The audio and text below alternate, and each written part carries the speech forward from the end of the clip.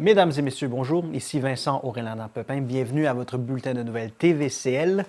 Cette semaine, à votre bulletin de nouvelles, le CI3S de Laurentides est fier d'avoir remporté le premier prix Distinction 2024 décerné par le groupe Entreprises en santé. Loisirs Laurentides annonce que 10 municipalités ont été sélectionnées pour débuter le développement de points de service de prêt d'équipement dans la grande région des Laurentides. Et la ville de Mont-Laurier informe les citoyens que la période du vote dans le cadre de la 4e édition du budget participatif de Mont-Laurier se déroulera jusqu'au 3 avril prochain. Nous plongerons également dans toutes les actualités du territoire des Laurentides. La télévision communautaire des Laurentides adaptera le spectacle musical D'ici à nos rêves, moi je ne décroche pas. La TVCL a reçu l'aval du ministère de la Culture et des Communications dans l'octroi d'une subvention de 30 000 $ à la suite de l'appel de projet en culture pour la santé mentale des jeunes de 12 à 18 ans. L'appel de projet vise à soutenir des projets culturels destinés à avoir un effet positif sur la santé mentale des jeunes.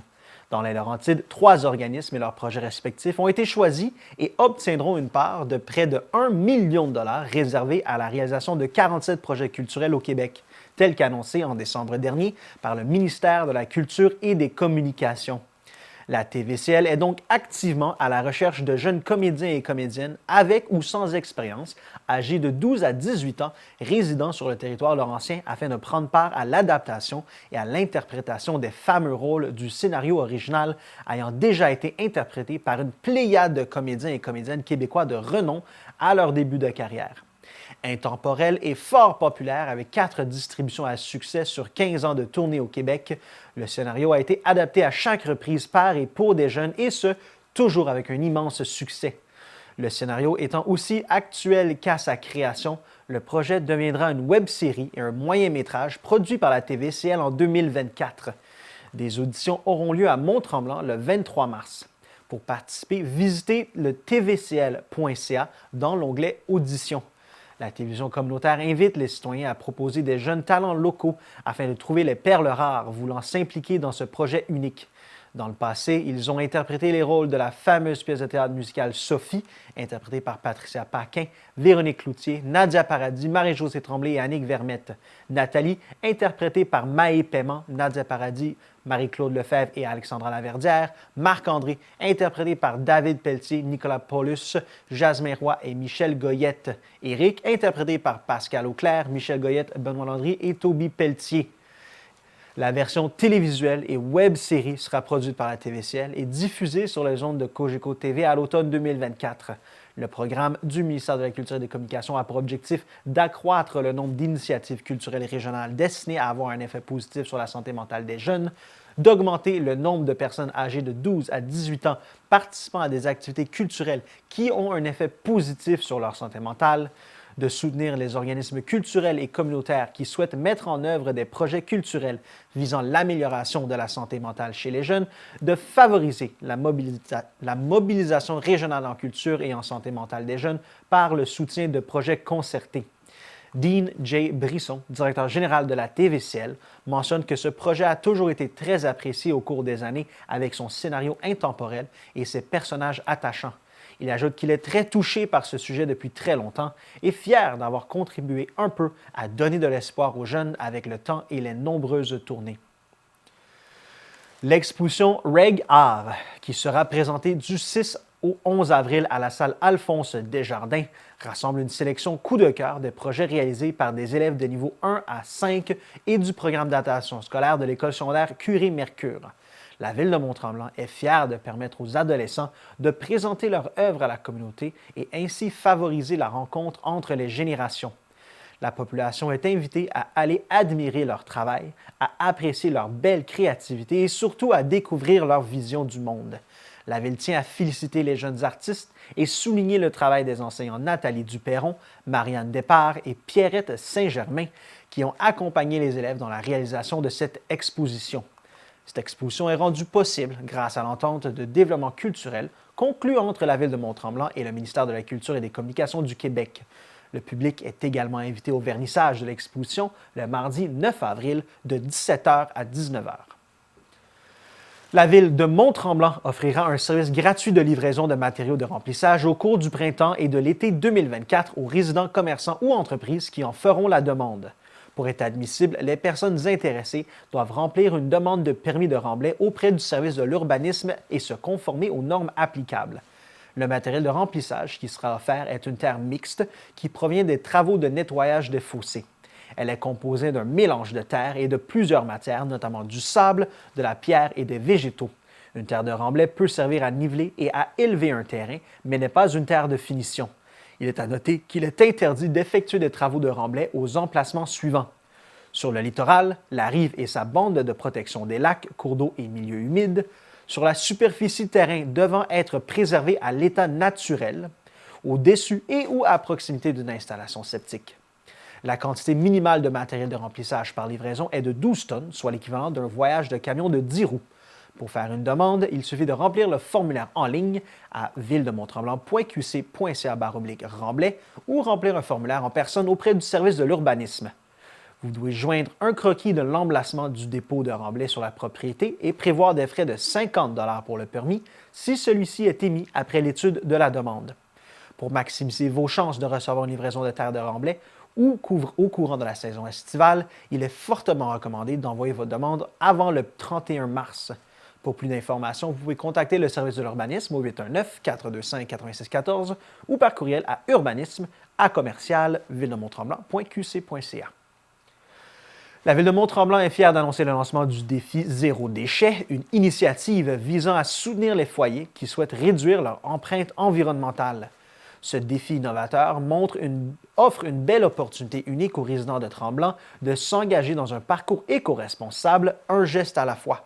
En lançant le défi Zéro déchet, la Ville de Mont-Tremblant incite à l'adoption de pratiques environnementales plus responsables, soulignant ainsi son engagement envers la lutte contre le gaspillage et la pollution. Par le biais de publications telles que le Plan d'action en environnement 2021-2025, la Ville témoigne d'une volonté affirmée de protéger son écosystème. La Ville souhaite que ce défi citoyen suscite non seulement un engouement, mais une réelle prise de conscience, car c'est ensemble que nous allons pouvoir changer le cours des choses pour la planète. D'une longueur de 6 mois comprenant plus de 20 heures de formation en ligne sur la transition écologique, le défi sera ponctué d'ateliers pratiques, de conférences inspirantes, de capsules vidéo informatives et d'un accompagnement personnalisé. De plus, les participants auront accès à un forum d'entraide favorisant leurs échanges et le partage d'expériences avec d'autres foyers engagés de Mont-Tremblant. La période d'inscription est jusqu'au 3 avril, la durée du défi est de 6 mois et le nombre de foyers maximal est de 10. Le formulaire d'inscription est disponible à villedemonttremblant.qc.ca/0-déchets. Pour plus d'informations sur le défi, les personnes intéressées peuvent communiquer avec le service de l'environnement et du développement durable au 819-425-8614 ou par courriel à environnement@villedemonttremblant.qc.ca. La Direction générale de la sécurité civile et de la sécurité incendie souhaite informer la population qu'une éclipse solaire pourra être observée dans plusieurs régions du Québec le lundi 8 avril entre 15h15 et 16h37. Ce phénomène provoquera une période d'obscurité comparable au crépuscule. La bande de totalité est une zone où il est possible d'observer le phénomène complet de l'éclipse, ce qui peut engendrer de nombreux déplacements vers cette zone. La période d'obscurité totale pourra varier entre 1 minute et 3 minutes 50 secondes selon la position et devrait survenir aux alentours de 15h30. Il s'agit d'un phénomène impressionnant qui ne se reproduira pas au Québec avant 375 ans. L'éclipse totale sera observable dans les régions suivantes: à Montréal dans la partie sud, en Montérégie dans la partie sud, en Estrie sur la totalité du territoire, au centre du Québec sur la partie sud, dans la région de la Chaudière-Appalaches sur la partie sud et aux îles de la Madeleine sur la totalité de l'île. Une éclipse partielle sera tout de même visible dans le reste de la province, notamment dans les villes de Québec, de Laval et Trois-Rivières, qui seront situées aux abords des zones de totalité de l'éclipse solaire. Au Québec, l'éclipse partielle sera visible entre 14h30 et 17h44. Il ne faut pas regarder l'éclipse solaire à l'œil nu pour toute la durée de l'événement. Regarder l'éclipse sans protection adéquate peut provoquer de graves lésions permanentes aux yeux. Pour bien vous préparer à l'événement, consultez des conseils disponibles sur le site Web du gouvernement du Québec. La Fédération des astronomes amateurs du Québec a développé une application qui permet de suivre en temps réel la progression de l'éclipse et indique les moments durant lesquels il est possible de visionner l'éclipse sans lunettes. L'application est disponible en version iOS et Android.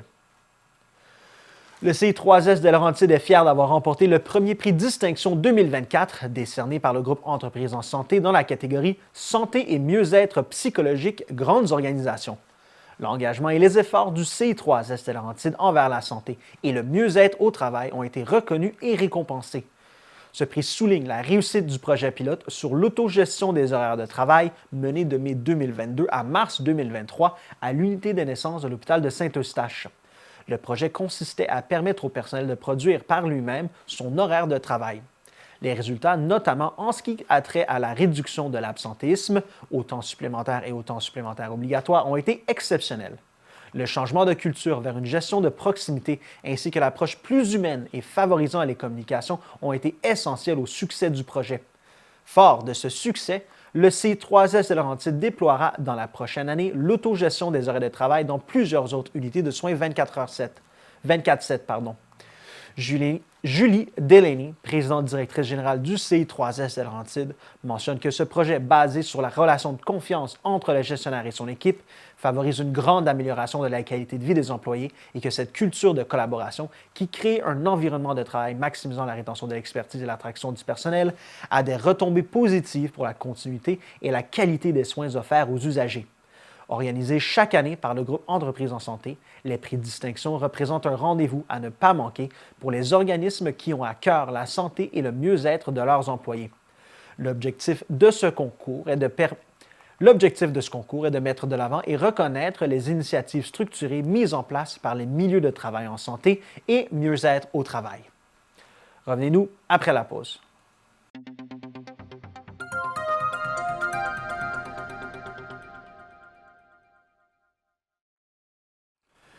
Le CI3S de Laurentides recherche des usagers partenaires pour s'impliquer dans différents projets. En effet, plusieurs équipes de l'établissement souhaitent intégrer la voix des usagers et ou de leurs proches de la région des Laurentides pour les guider dans la mise en place de différents services. Un usager partenaire est une personne qui a reçu ou reçoit des services au CI3S de Laurentides ou encore un proche impliqué.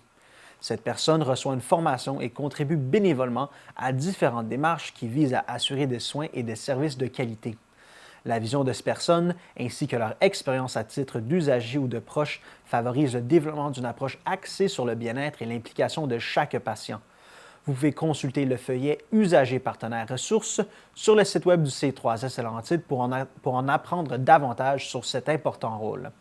Les gens intéressés sont invités à transmettre leurs coordonnées à l'adresse courriel courriel-soins-service.service@ssss.gouv.qc.ca. Le CI3S de Laurentides est heureux de souligner la généreuse contribution du regroupement des artistes de Rosemère dans la création d'une œuvre d'art collective réalisée grâce à la participation de 8 résidents du CHSLD Hubert Maisonneuve à Rosemère. Le projet est une initiative du CHSLD Hubert Maisonneuve auquel le regroupement des artistes de Rosemère, invité par la technicienne en loisirs du CHSLD, a rapidement accepté de participer. Les artistes Lise Boilard, Caroline Foley, Edwidge Clockner-Lapéry et Élise Munger ont dès lors travaillé de concert avec des résidents pour donner vie à une œuvre collective.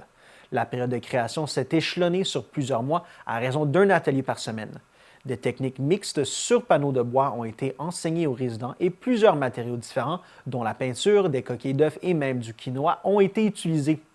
Le processus interactif a permis la réalisation d'une œuvre collective qui se décline en 2 séries de 5 toiles intitulées « Harmonie et sérénité ». Des toiles sont exposées dans les salons des milieux de vie du 1er et 2e étage du CHSLD Hubert Maisonneuve, des lieux fréquentés par tous les résidents et leurs familles.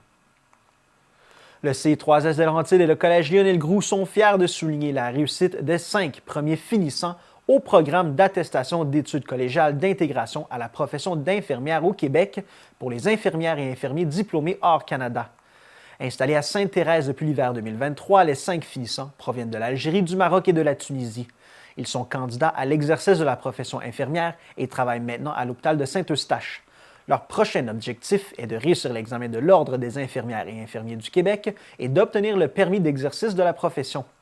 Pour la réussite de ce prochain défi, ils sont soutenus et accompagnés par des équipes du CI3S. Julie Delaney, présidente directrice générale du CI3S de Laurentides, explique que le recrutement à l'international est l'une des stratégies pour faire face au manque de personnel soignant et que ces professionnels ont rapidement pris leur place auprès des équipes.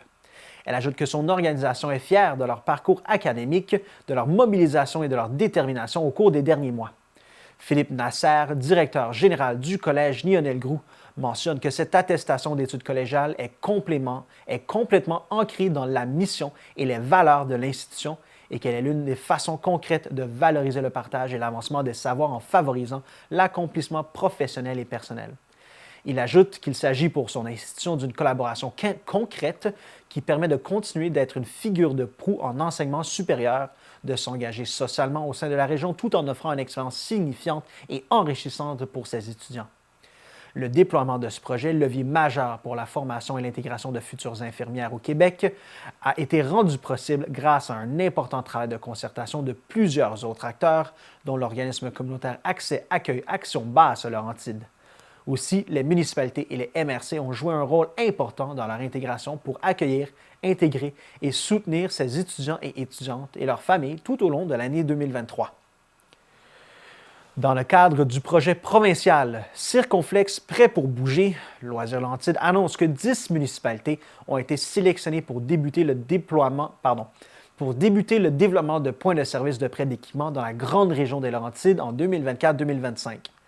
En 2023, le gouvernement du Québec a mandaté les unités régionales de loisirs et de sport et leurs partenaires pour la prise en charge et la mise sur pied du projet Circonflexe Prêt pour bouger partout au Québec. Loisirs Laurentides est le coordonnateur de ce projet pour la région des Laurentides. Supervisé par le réseau des unités régionales de loisirs et de sport du Québec, le projet est provincial et vise à rendre accessible à la population des équipements sportifs, récréatifs et adaptés pour augmenter les occasions de bouger physiquement. Il consiste à offrir gratuitement du prêt de matériel durable et sécuritaire à la population québécoise. De juillet à décembre 2023, croyant fortement que le succès de Circonflexe dans les Laurentides passera par la collaboration et l'apport de chacun à ce projet, Loisirs Laurentides a effectué un vaste chantier de concertation auprès des MRC, des municipalités, des centres de services scolaires, des parcs régionaux, des centres de plein air et des camps de vacances pour présenter le projet et connaître leur intérêt à y adhérer. Sur un total de 36 municipalités, organismes et parcs ayant signifié leur intérêt à accueillir le projet, 10 municipalités ont été retenues pour mettre en place des points de service sur leur territoire au cours de l'année 2024 et au cours de l'année 2025. Un comité décisionnel composé de 10 personnes en provenance de milieux variés et représentatifs a eu la difficile tâche de faire cette première sélection. Afin de soutenir chacune des municipalités, un comité de travail personnalisé sera mis en place afin d'assurer un développement optimal des centrales circonflexes et à l'image de chaque municipalité. Avec l'accompagnement de Loisirs Laurentides et la contribution des acteurs sur chacun des comités, chaque municipalité sera en mesure d'identifier l'endroit idéal pour développer leur point de service, Ils pourront également identifier comment l'offre de prêt s'orchestrera et quel type d'équipements seront disponibles gratuitement à la population. Grâce à un appui financier du gouvernement du Québec de plus de 2,5 millions de dollars pour la région de Laurentides d'ici 2027, le lancement de ces 10 points de service est le début d'un vaste projet qui vise à développer une multitude de centrales de prêt d'équipement sur tout le territoire des Laurentides et sous plusieurs formes. D'autres sites seront identifiés au cours des 2 prochaines années afin de faciliter l'accessibilité pour la population à l'une des centrales circonflexes. C'est une invitation à converger vers un mode de vie actif ou du moins de s'en approcher à son rythme. Avec Circonflexe, la population sera prête à bouger en toute spontanéité. Loisirs Laurentides vous invite à proposer une personne qui a contribué de façon exceptionnelle dans le sport et enrichi la région pour remporter le prix Henri Descarnel. Loisirs Laurentides recherche un bâtisseur bénévole ou non qui, avec sa motivation et ses contributions sur tout l'ensemble d'une vie, a marqué un sport ou l'organisation d'événements sportifs et dont les réalisations ont enrichi et profité à la région des Laurentides. Si vous connaissez une personne qui correspond à cette description, proposez sa candidature au prix Hommage Henri Descarnel en utilisant le formulaire disponible sur le site web de Loisirs Laurentides. Vous avez jusqu'au 26 mars à 16h pour le faire. La personne retenue sera dévoilée lors du gala annuel du Fonds de l'Athlète des Laurentides qui se déroulera le 2 juin prochain au quartier 50+ à Saint-Jérôme. Que vous soyez membre d'un CA, employé ou bénévole d'organismes sans but lucratif, Loisirs Laurentides vous invite à proposer votre bénévole de l'année. Vous avez la chance de mettre en nomination un bénévole. Faites vite! Pour une autre année consécutive, Loisirs Laurentides lance sa demande de candidature pour le prix bénévole de l'année pour les bénévoles de la région des Laurentides qui ont contribué bénévolement dans l'une des catégories suivantes, soit sport, activité physique, loisirs culturels ou plein air. Pour être admissible à l'un des prix bénévoles de l'année, le candidat doit avoir contribué bénévolement durant la période comprise entre le 1er janvier et le 31 décembre 2023. Le processus de dépôt de candidature pour les prix bénévoles de l'année est disponible sur le site web de Loisirs Laurentides. Vous avez jusqu'au 26 mars à 16 h. Les prix seront remis lors de la semaine de l'action bénévole. La municipalité de Val-David est heureuse d'annoncer la nomination de Mme Sonia Audrey Bonin en tant que nouvelle directrice du service des loisirs, culture et vie communautaire. Son expérience professionnelle et son parcours académique à la maîtrise en administration publique seront de précieux atouts. Avec 5 années d'expérience à la municipalité de Valmorin, où elle a occupé le poste de directrice des loisirs, de la culture et des communications, Mme Bonin apporte une expertise significative dans la gestion et le développement de projets, ainsi qu'une solide expérience en gestion des ressources humaines, financières et matérielles. Par ailleurs, Mme Bonin est reconnue comme une gestionnaire dynamique et engagée. Le directeur général, François Saint-Amour, mentionne que Mme Bonin sera un précieux atout pour l'équipe. Il ajoute que son sens de l'écoute, son expérience et son énergie permettront sans aucun doute d'atteindre cette stabilité tant souhaitée par la communauté au sein du service.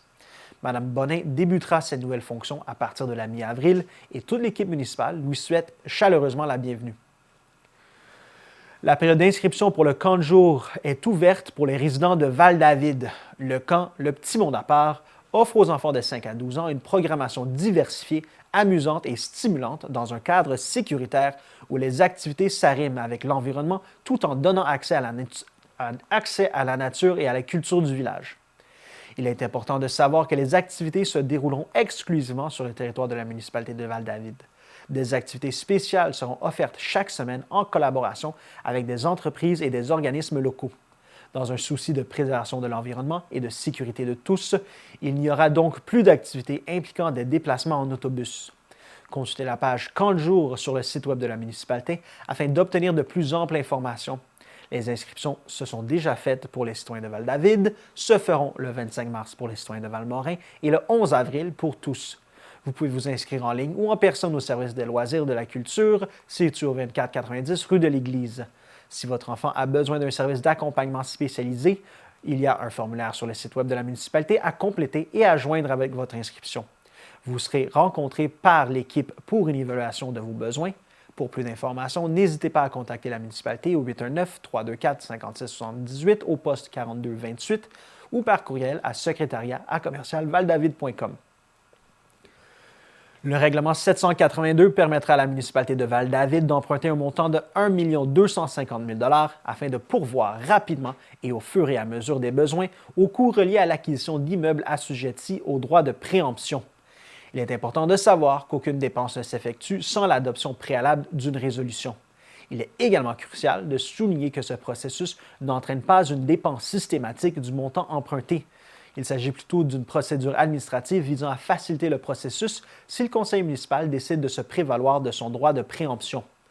Vous pouvez consulter l'avis public relatant les résultats du processus référendaire du 5 mars dernier sur le site web de la municipalité.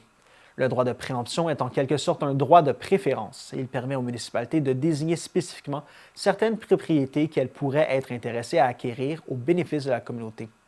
La personne propriétaire d'une maison ou d'un terrain visé par le droit de préemption doit, au moment où elle décide de s'en départir, aviser la municipalité de son intention. La municipalité peut alors en faire l'acquisition dans un délai de 60 jours au prix déterminé entre la personne propriétaire et son acquéreur. Pour qu'une propriété soit visée par le droit de préemption, le conseil municipal doit adopter une résolution dans laquelle il nomme spécifiquement la propriété et explique spécifiquement les motifs qui justifient l'utilisation du droit de préemption. Voici un rappel des étapes administratives. En résumé, ce processus implique l'adoption initiale du projet de règlement, suivi de l'adoption officielle du règlement autorisant l'emprunt. Ensuite, la municipalité procède à la publication de l'avis public pour informer les résidents de la tenue d'un registre public concernant le règlement adopté. Le 14 février dernier, 2023, il y a eu adoption du projet de règlement 771 relatif à l'exercice du droit de préemption. Le 11 avril 2023, il y a eu adoption de ce règlement. Le 23 janvier 2024, il y a eu adoption du projet de règlement 782 décrétant des dépenses en immobilisation et un emprunt de 1,2 million de dollars. Le 13 février dernier, il y a eu adoption de ce règlement. Et le 15 février, il y a eu publication de l'avis public concernant la tenue de registre. Et le 5 mars, il y a eu tenue du registre concernant l'adoption du règlement 782. Revenez-nous après la pause.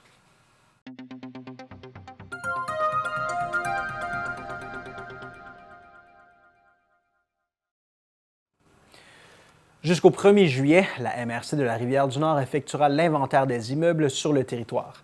Cette démarche est réalisée conformément à la loi sur la fiscalité municipale du Québec et doit être faite au moins une fois tous les 9 ans. Dans les prochains mois, les citoyens recevront par la poste un formulaire d'enquête à compléter et pourraient recevoir la visite d'un inspecteur autorisé de la firme LBP Évaluateur agréé. Celui-ci sera clairement identifié par une carte d'identité et un dossard. En raison des coûts importants rattachés à l'impression et à la distribution du bulletin municipal L'Actualité adéloise et conformément à sa volonté de privilégier une approche environnementale, le Conseil municipal de Sainte-Adèle a décidé, à la suite d'un exercice de réflexion et d'évaluation, de mettre fin à l'édition papier de L'Actualité adéloise. L'édition de mars 2024 est donc la dernière à être imprimée et distribuée par la Poste. Dorénavant, les Adélois pourront consulter les 4 éditions du bulletin municipal en ligne sur le site Web de la Ville. Le service des communications procède actuellement à des recherches et des analyses afin de rendre la consultation en ligne la plus conviviale possible, soit par l'entremise d'un fichier PDF interactif ou encore grâce à une présentation de style magazine interactif. Les avantages de passer au format numérique sont multiples. Il y aura diminution des coûts et des impacts environnementaux. En plus de permettre des économies au niveau de l'impression et de la distribution postale, le virage numérique contribuera à réduire les impacts environnementaux liés à la production du papier ainsi qu'au transport vers l'imprimeur et au bureau de poste. Cette transition numérique se traduira également par la réduction de l'utilisation du papier à raison de plus de 640 000 pages annuellement. Il y aura une meilleure facilité d'utilisation et d'accessibilité. L'outil numérique est facile et rapide à consulter en tout temps sur le téléphone, la tablette ou l'ordinateur. Grâce à sa grande accessibilité, son rayonnement est accru sans coût supplémentaire. Il y aura une économie de temps. La production d'un outil numérique est plus rapide puisqu'on diminue les délais nécessaires pour l'impression, le transport et la distribution.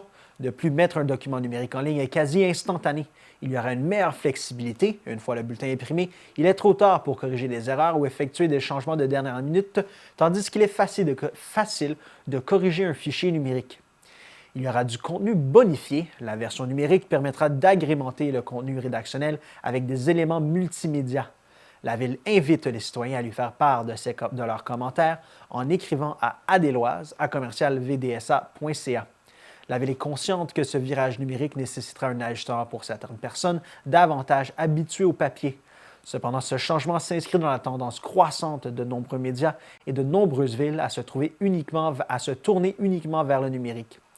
La Ville tient donc à rappeler à ses résidents qu'elle dispose de plusieurs outils afin de les informer, dont leur site Internet, qui est la porte d'entrée donnant accès à une quantité impressionnante de renseignements tels que des actualités, les activités et des événements, des règlements, des services municipaux et des infotravaux. Il y a également l'Actualité adéloise, le bulletin municipal, 4 publications par année, désormais disponibles en version électronique seulement sur le site Internet de la Ville. Il y a l'infolettre hebdomadaire acheminée par courriel à l'ensemble des citoyens qui s'y sont inscrits. Il y a aussi le panneau électronique situé à l'entrée sud de la ville qui diffuse de précieuses informations au sujet des activités et des événements. Il y a aussi de grands panneaux choroplastes disposés à différents endroits stratégiques de la ville qui informent les citoyens et les visiteurs des services et des événements. Il y a aussi le système d'alerte à la population CITAM qui permet de rejoindre rapidement et efficacement les citoyens en cas d'urgence. Désormais, les citoyens de Sainte-Adèle n'auront qu'à composer le 311 pour joindre la ville de Sainte-Adèle.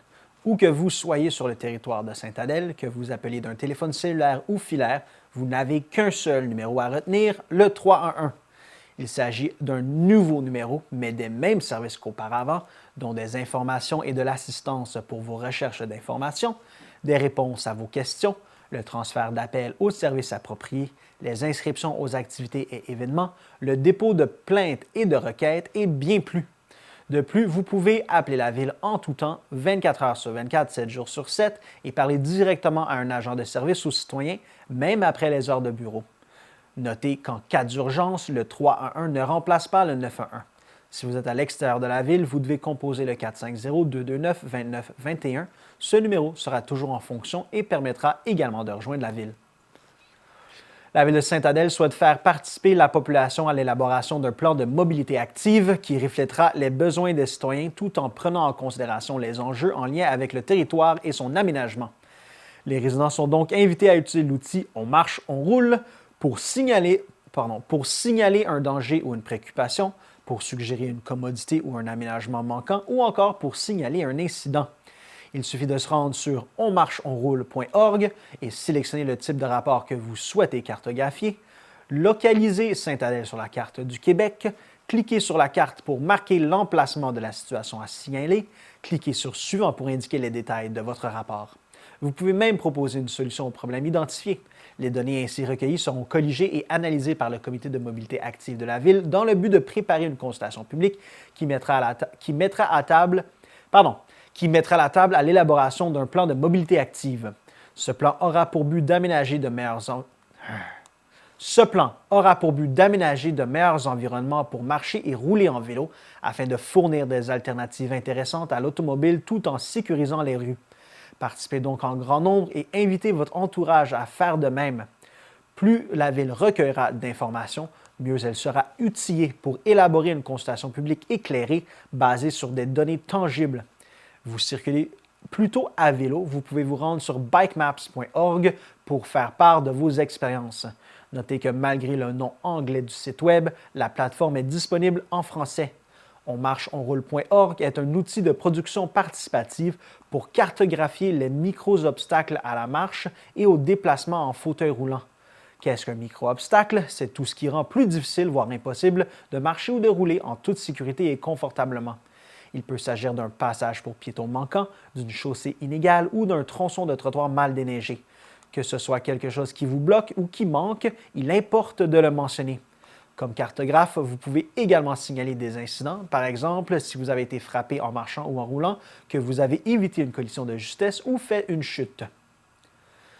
La Ville de Sainte-Adèle désire rappeler ses résidents que chaque année au Québec, il se produit plus de 7500 accidents routiers impliquant la grande faune et que ce sont des accidents avec le chevreuil qui, de loin, arrivent en tête de liste. Les chevreuils étant particulièrement nombreux ce printemps, la Ville vous invite à suivre ces quelques conseils pour votre sécurité. Lorsque c'est possible, allumez vos feux de route afin de bien voir la route. Ralentissez si vous soupçonnez la présence de cervidés aux abords de la route. Si vous apercevez une bête, actionnez vos lumières et vos freins à plusieurs reprises afin de signaler sa présence aux autres automobilistes. Soyez prudent au moment de la journée propice à rencontrer un animal, soit à l'aube et au crépuscule. Protégez les animaux sauvages en circulant plus lentement et plus prudemment, mais également en vous abstenant d'intervenir dans leur alimentation. Vous aimez observer les chevreuils et pensez bien faire en les nourrissant, vous avez faux selon les responsables de la faune. Bien qu'il s'agisse d'une pratique répandue au Québec, le nourrissage des cerfs de Virginie est dommageable tant pour la bête que pour l'humain. Aménager des mangeoires à chevreuil où l'on dépose des fruits, des légumes, de la nourriture, de la moulée en grains risque de rendre les chevreuils malades, voire même de les tuer. Cette nourriture n'étant pas adaptée au système digestif des cerfs, ceux-ci risquent de souffrir de ballonnement, de la diarrhée et pourraient même, dans certains cas, mourir le ventre plein, faute d'avoir réussi à digérer ces aliments. Qui plus est, les sites de nourrissage favorisent la propagation des maladies chez les cerfs en raison de la promiscuité et des concentrations élevées d'excréments sur les sites. Les chevreuils peuvent également être porteurs de tiques qui transmettent la maladie de Lyme. En outre, le ministère de l'Environnement, de la lutte contre les changements climatiques, de la faune et des parcs a adopté en mars 2023 un nouveau règlement visant à interdire le nourrissage du cerf de Virginie partout au Québec en dehors des périodes de chasse, soit du 1er décembre au 31 août de chaque année. En plus de ne pas les nourrir, il est recommandé de conserver la nourriture de votre animal domestique à l'intérieur, de disposer vos ordures de façon étanche dans vos bacs et de mettre les mangeoires d'oiseaux hors de la portée de ces animaux. La Fondation médicale des Laurentides et des Pays d'en haut est fière d'avoir recruté un membre de prestige à son conseil d'administration. Lors des dernières semaines, le conseil d'administration de la Fondation médicale a recruté Éric Pellado, une personnalité importante du Québec. Il est l'aîné de la grande famille Pellado, les leaders en affaires au Québec. M. Pellado est président de compagnie de publication Alpha Inc., une société de portefeuille. Il s'implique aussi activement au sein de plusieurs œuvres philanthropiques. Il était, jusqu'au 30 juin 2018, président de groupe Lélis Inc., une société dont il avait fait l'acquisition en 1984 et qui se spécialise dans l'impression d'étiquettes en flexographie. M. Pellado est associé aux différentes entreprises de Québécois au sein desquelles il a travaillé plus de 28 ans. Il a notamment été à l'origine de la diversification de l'offre de contenu numérique de l'entreprise grâce à la création de Québécois Multimédia. Éric Pellado a siégé au conseil d'administration de Québécois de janvier 1988 à mai 2010 à titre de vice-président du conseil. Il a également siégé au conseil de QMI de janvier 2021 à septembre 2009 à titre de vice-président et président du conseil. Dans le cadre de son entente de développement culturel avec le ministère de la Culture et des Communications, la MRC des Laurentides, en concertation avec le milieu, invite les artistes et les organismes culturels à offrir des spectacles extérieurs ou des activités de médiation culturelle afin de contribuer à la vitalité culturelle du territoire. Les candidatures sont à transmettre au plus tard le 4 avril prochain. Vous pouvez retrouver les modalités des 2 appels à proposition sur le site web de la MRC des Laurentides. Le comité culturel de la MRC des Laurentides se réunira par la suite afin de sélectionner les projets retenus. Pour plus d'informations ou pour soumettre votre candidature, contactez Cassandre Carrette, agente culturelle, au ccarrette@mrclaurentide.qc.ca ou au 819-425-5555 au poste 1027. Revenez-nous après la pause.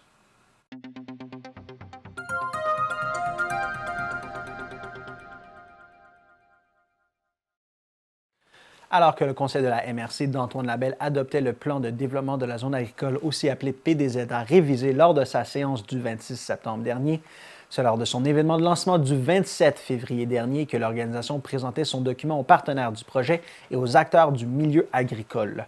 Ce document se veut un outil de planification qui vise à favoriser le développement du territoire agricole de la MRC, en plus de mettre en valeur les activités agricoles et le travail des artisans.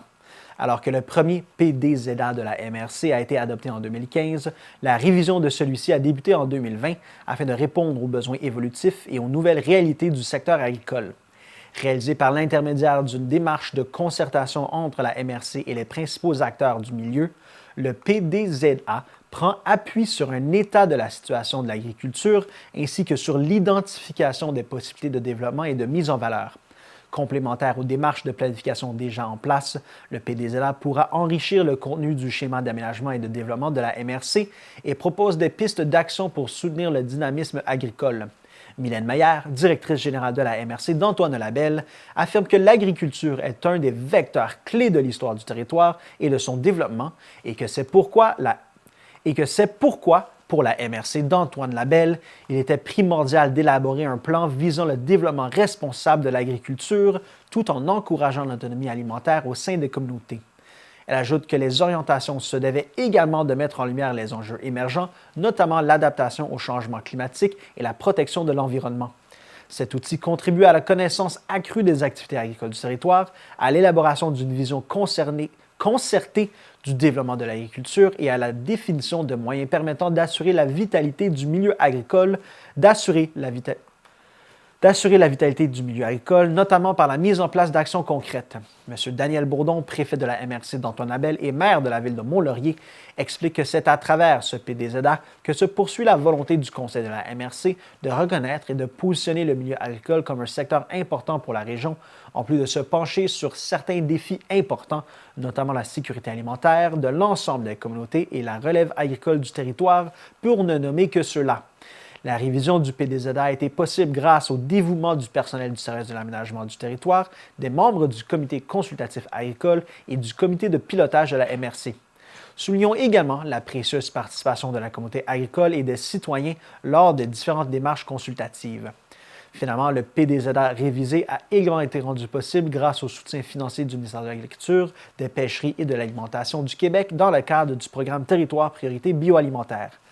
Pour plus d'informations sur le plan de développement de la zone agricole, communiquez avec Mme Nadia Brousseau agente de développement agroalimentaire de la MRC d'Antoine Labelle, par courriel à pdza@mrc-antoine-labelle.qc.ca ou par téléphone au 819-623-3485 au poste 213.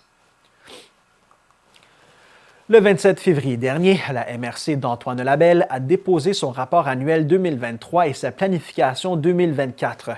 Ce document permet à l'organisation de faire état des réalisations de l'année qui vient de se terminer et de dresser la liste des orientations pour l'année en cours.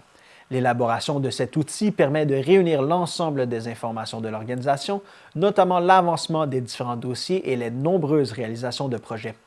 De plus, il permet de faire état des orientations prioritaires par la présentation de la planification de l'année à venir.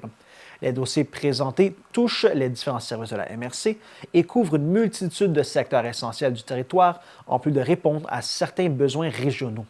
L'équipe pluridisciplinaire de la MRC travaille année après année à la réalisation des dossiers d'intérêt régional dans différents secteurs d'activité et ce, avec rigueur.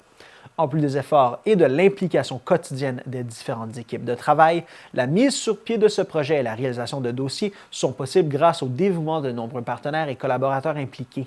L'expertise des employés et des organisations mobilisées permet à la MRC de réaliser pleinement ses mandats et d'offrir une prestation de services de qualité en plus de se positionner comme organisation de référence. Soulignons également le travail des 17 municipalités qui composent le territoire. Celle-ci contribue également au développement du plein potentiel de la région. Daniel Bourdon, préfet de la MRC, mentionne que c'est cette pluridisciplinarité qui fait la force de la MRC. Il ajoute que les expertises des membres de la grande équipe contribuent à répondre aux enjeux territoriaux et à l'avancement des multiples dossiers régionaux. La Ville de Mont-Laurier, en collaboration avec l'Association de soccer Mont-Laurier et l'Association de balle-molle mineur, est fière d'annoncer la période d'inscription qui débutera le 20 mars prochain dès 18h en prévision de la saison estivale. Du côté de l'Association de balle-molle mineur, les citoyens âgés de 6 à 17 ans pourront s'inscrire du 20 mars dès 18h au 19 mai prochain en ligne au villemontlaurier.qc.ca par le biais de la plateforme Amelia. La saison estivale de balle-molle commencera le lundi 20 mai et se terminera le 16 août. Vous êtes invité à être entraîneur, à accueillir les joueurs ou vous impliquer à titre de membre sur le conseil d'administration de l'association.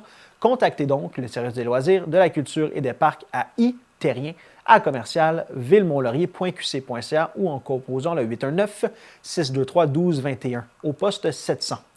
Afin de répondre aux critères d'inscription de l'Association de soccer Mont-Laurier, les participants doivent s'inscrire uniquement cette année par le biais de la plateforme Sportal sur le site Internet de l'Association de soccer Mont-Laurier au soccermontlaurier.ca. Les citoyens sont invités à cliquer sur l'onglet Inscription pour procéder à leur paiement à compter du 20 mars dès 18h jusqu'au 10 avril prochain. L'Association de soccer invite les citoyens à créer leur compte de Sportal avant le début des inscriptions. Pour ce faire, rendez-vous au soccermontlaurier.ca dans l'onglet Inscription Aide Sportal pour créer votre compte en seulement quelques clics. Les horaires des activités sont également disponibles au soccermontlaurier.ca. Si vous éprouvez des difficultés lors de votre inscription, la Ville vous invite à contacter l'Association de soccer de Mont-Laurier à l'adresse courriel info.asmonlaurier@gmail.com ou par le biais de l'application Messenger du compte de l'Association de soccer de Mont-Laurier. Les membres de l'association seront également présents les 20 et 21 mars de 17h à 19h au centre sportif Jacques Lesage pour offrir de l'assistance aux besoins. Encore une fois, cette année, plusieurs catégories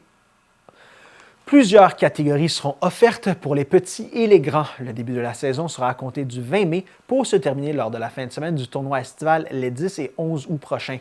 L'Association de soccer Mont-Laurier est également à la recherche de bénévoles pour agir à titre d'entraîneur et d'arbitre cet été. Si vous désirez vous impliquer, écrivez à l'Association de soccer Mont-Laurier à info.asmonlaurier@gmail.com. La Ville de Mont-Laurier désire informer les citoyens que la période du vote dans le cadre de la 4e édition du budget participatif de Mont-Laurier se déroulera jusqu'au mercredi 3 avril prochain.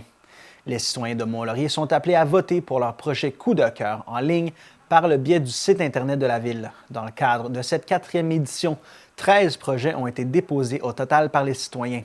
À la suite de l'étape de l'analyse effectuée par le comité de pilotage composé de bénévoles, de membres du comité municipal et de directeurs de la Ville de Mont-Laurier, 5 projets ont été jugés admissibles en fonction des critères d'admissibilité liés à la démarche. Vous aurez la chance de découvrir les 5 projets en remplissant votre formulaire de vote.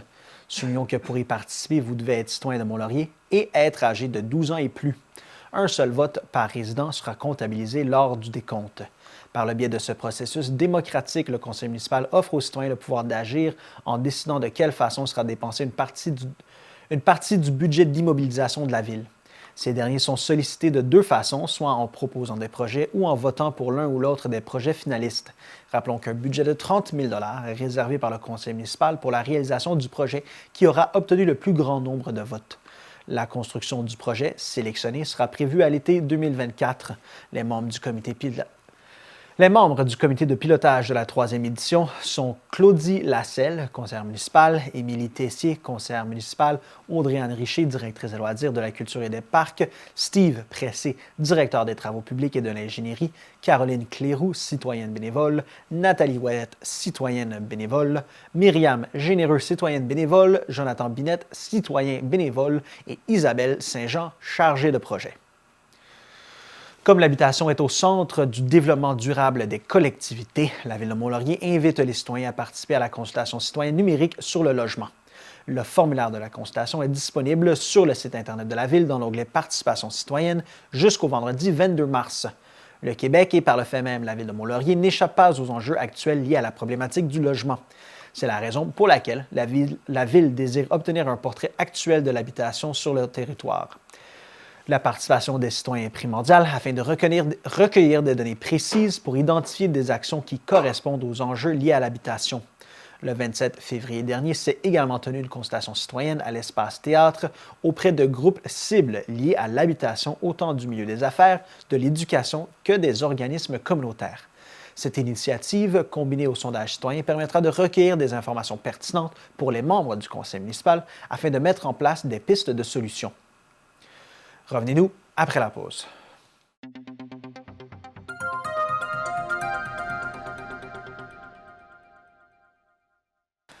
À Saint-Hippolyte, le fait de pouvoir promener son chien au centre Roger Cabana est un privilège de plus en plus fragilisé par des propriétaires canins négligents. Au fil des dernières années, plusieurs cas de morsures envers des utilisateurs ont été répertoriés alors que l'animal était bel et bien attaché, mais le propriétaire n'en avait pas le contrôle ou tout simplement parce que l'animal était en liberté et a été surpris par un cycliste ou un coureur en action. En cette période de dégel, la municipalité répertorie un grand nombre d'excréments canins, résultat du manque de civisme de certains propriétaires de chiens. La municipalité tient à rappeler que plusieurs responsabilités incombent aux propriétaires de chiens qui fréquentent le centre de plein air Roger Cabana. Les chiens doivent être tenus en laisse de l'arrivée au départ du centre. La longueur maximale d'une laisse est de 1,85 m. Le propriétaire doit avoir le contrôle total et constant de son animal. Le propriétaire doit ramasser les excréments de son animal. Le seul endroit où les chiens en laisse sont admis est le réseau de sentiers de centre de plein air Roger Cabana. Aucun chien n'est admis sur la portion gazonnée située à l'avant du centre des loisirs et de la vie communautaire. Le seul endroit où un chien peut être laissé sans laisse est au parc canin du Mont-Tyrol. La municipalité de Saint-Hippolyte sollicite les photographes amateurs et professionnels de son territoire à soumettre leurs plus beaux clichés de la faune hippolytoise afin d'illustrer l'édition 2025 de son calendrier annuel. Les photos doivent être transmises au plus tard le 30 septembre à 23h59. Sous le thème « La faune à travers les saisons », ce concours souhaite mettre en valeur la beauté des différentes espèces animales qui nous entourent et ce en toute saison. C'est également un thème qui s'inscrit parfaitement dans le nouveau plan de conservation des milieux naturels de la municipalité qui se veut un outil de gestion du territoire visant l'intégration de la conservation des milieux naturels à la planification du territoire. Toutes les photos reçues des citoyennes et des citoyens de Saint-Hippolyte, qu'elles soient utilisées ou non dans le cadre du calendrier municipal, enrichiront la banque de photos de la municipalité afin d'illustrer différents outils et plateformes de communication. Un jury indépendant évaluera les photos soumises par le service des communications et attribuera 3 prix, un chèque cadeau de 200 $ échangeable à l'auberge de la Montmorency, un chèque cadeau de 100 $ échangeable à la bébête à sucre et un autre chèque de 50 $ échangeable à la bébête à sucre. Pour participer au concours, il faut habiter sur le territoire de la municipalité de Saint-Hippolyte. Le participant peut être amateur, semi-professionnel ou professionnel. Les participants âgés de moins de 18 ans doivent obtenir le consentement d'un parent ou d'un tuteur légal. Un citoyen peut soumettre jusqu'à 5 photos. Chaque participant atteste être l'auteur de la photo présentée et autorise la municipalité de Saint-Hippolyte à la publier et à l'exposer en tout temps. Cette dernière s'engage à mentionner le nom de l'auteur lorsque possible. Dans le cas où des personnes sont clairement identifiables sur une photo, elles doivent accepter qu'elle soit publiée via le formulaire d'inscription. Les employés municipaux qui résident à Saint-Hippolyte peuvent soumettre des photos, mais ne sont pas admissibles à l'un des 3 prix du concours. À Saint-Hippolyte, les modules de jeu du parc du Grand Héron datent de plusieurs années et doivent être retirés. Il s'agit de structures métalliques qui montrent plusieurs signes de détérioration dus à la corrosion. Afin de remplacer ces modules qui sont un attrait important pour les enfants qui fréquentent le parc, il a été convenu de remplacer ces modules par de nouveaux modules en bois qui rappelleraient les anciens modules d'hébertisme et contribueraient au caractère champêtre du site. Un montant de 100 000 a été financé par Hydro-Québec. Des soumissions ont été demandées aux 2 principaux fournisseurs québécois de jeux offrant des modules en cèdre afin de fournir des balançoires, un parcours combiné pour développer la motricité et un module avec glissoire.